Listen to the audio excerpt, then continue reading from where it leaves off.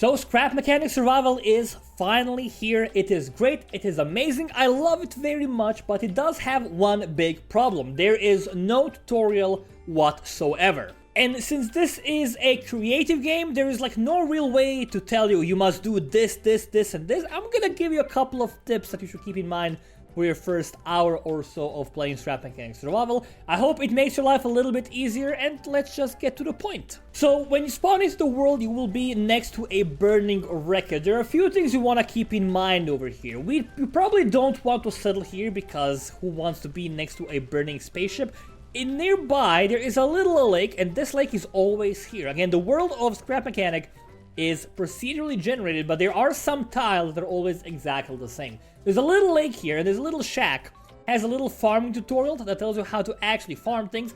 Basically, you grab some seeds, you put them into the soil, you grab a bucket, you go to any water source, any water will work just fine, and you just like water them.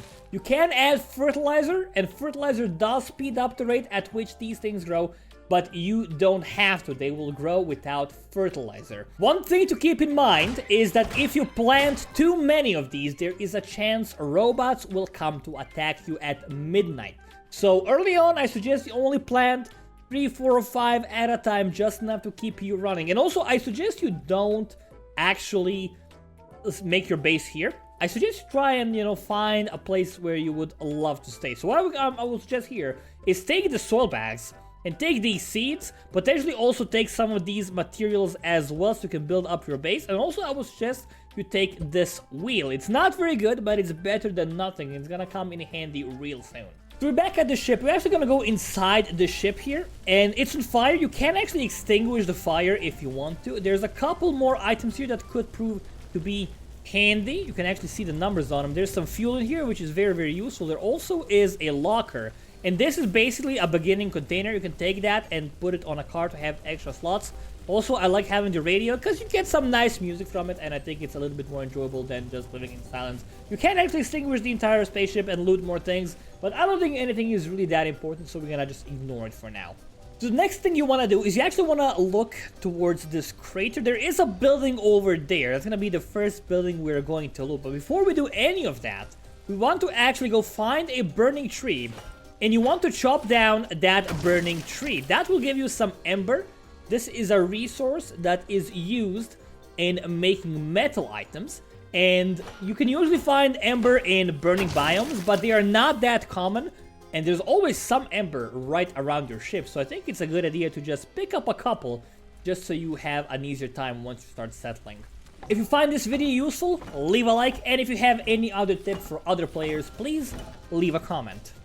So once you have a couple of ember, again, I suggest getting as much ember as possible. We're gonna follow this trail of boxes. I suggest you loot all of them. They will give you some useful items. They will also give you some food so that you can eat to stay alive. And we're gonna go towards that building over there while smashing boxes and looting everything that's in them. Once we climb this tower, we're gonna probably encounter some enemies. And it's important to keep in mind, enemies can actually kill you, of course, but they also all have their weaknesses.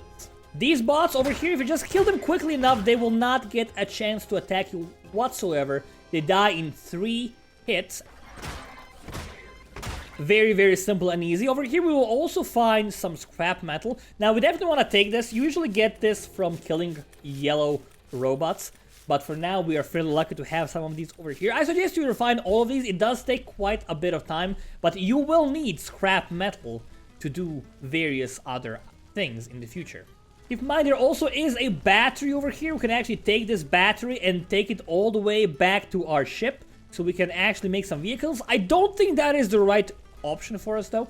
I think it's better to just ignore the ship for the time being and just go to the mechanic station as soon as we can.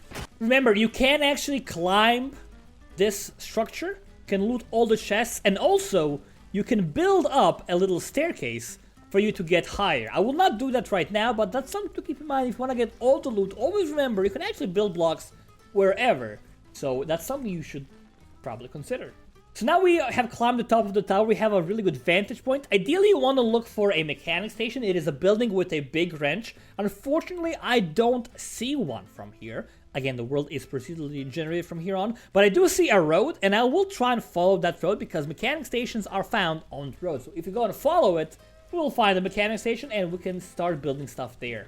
So the green bots were fairly easy. These guys are a little bit trickier, but the important thing to keep in mind is if you just keep running backwards and smashing your hammer, as long as there's only one robot attacking you, you will be mostly safe. So that is one way of taking less damage, and you want to take as little damage as possible, because taking damage actually means you will lose your hunger more quickly. And if you don't have a steady source of food, and we don't have a steady source of food because we have literally nothing right now, we want to keep our hunger up for as long as possible.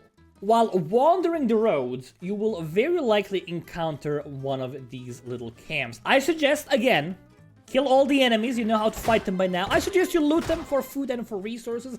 Keep in mind, you have a limited inventory, so it's not infinite, so be careful what you take. This other looks very incredibly amazing, but it takes up a full inventory slot, and you can always come back here. So I suggest early on you focus on getting things that actually matter, getting food, getting seeds, getting some building material, and just leave everything else as it is. You can always come back and pick it up later. So I've been walking on this road for a little bit, and I finally see it.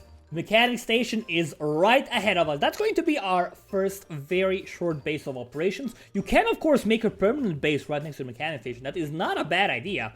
But I prefer finding a lovely place in the middle of nowhere, relatively close to the station, but not right next to it.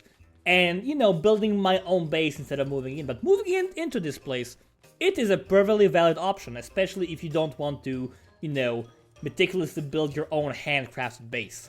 So once we come over here, there's a few things we want to do. First things first, we're gonna go over here, we're gonna go into the number 2 pod in the middle here. And there is always an enemy here. Ideally, you will not get kicked by the door like I did. I'm gonna kill this guy, hopefully without taking damage, although that's not that likely.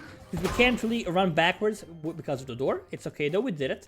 And what we want to do here is we want to get in the bed. Getting in the bed sets our spawn point. No matter if we do it in the morning or in the night, it will always set our spawn point, and since we want to stay here for a little bit, we want to sleep in the bed. Next step, we're going to take this battery with us. We're going to get it in our inventory. That's a master battery. We already saw one of those on the tower, but we ignored it for the time being. We're going to take this master battery here into the warehouse, and we're going to do our best to power it up by putting it over here on this spot. Power has been restored to the building. Now we have access to two different crafting sections. We have this mini craft bot that can create very, very bad wheels, engines, and seats. We can make these. Keep in mind, they are all very bad. I guess the engine and the driver's seat, they are usable. They are workable. The scrap wheel, though, I would suggest ignoring it, or at least like not dedicating too many resources into it, because it does cost resources that are maybe better spent on something else.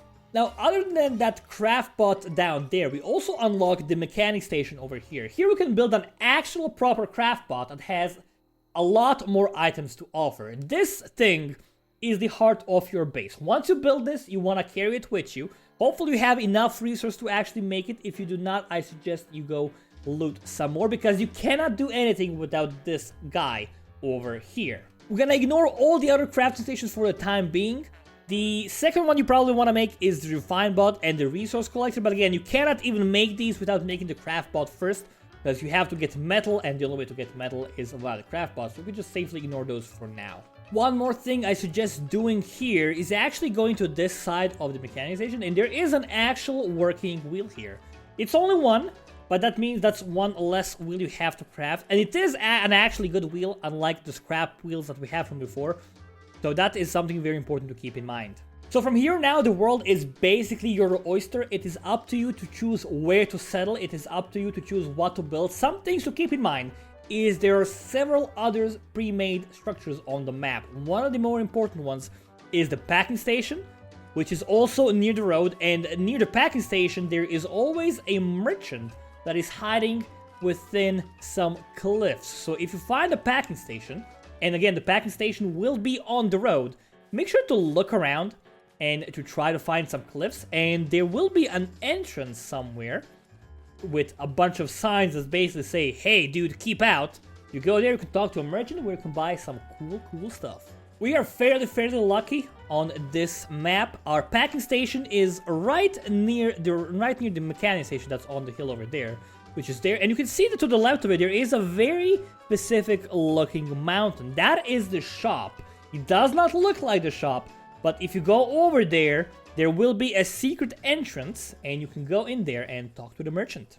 So this is the mountain from up close. Like as you can see, the packing station is right over this hill. You actually can barely make out the signs over there. I will not go in that there because I don't want to spoil it too much. But it's always this mountain, so keep an eye out for that. When choosing a place to place your base, I suggest you settle somewhere near water because, first of all, you need water to actually plant and grow crops. Second of all, some resources are only found in water, and if you don't have water access, you will have a hard time actually getting them. Fortunately, we have a very massive lake close to everything, so this is one amazing map. I would love to have my base over here. Everything is so close together, and it's just a dream come true. So one last thing, I want to explain where to find certain resources. You already know how to find ember.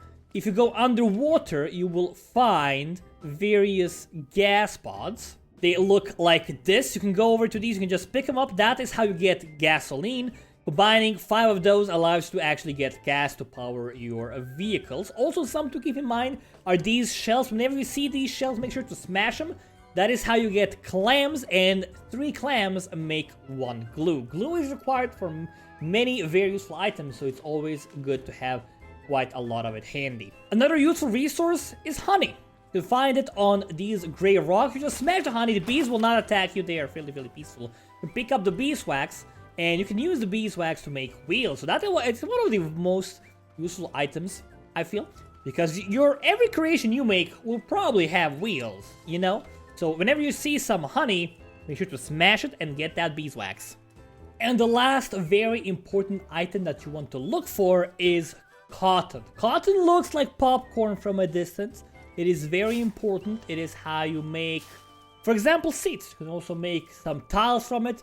It is fairly rare, so whenever you see cotton, make sure to explore the surrounding area and get as many of it as you can, because you will definitely need it. But yeah, that is basically what you need to know to get a successful start in scrap mechanic. It's not difficult, it's just that the game doesn't actually tell you those things.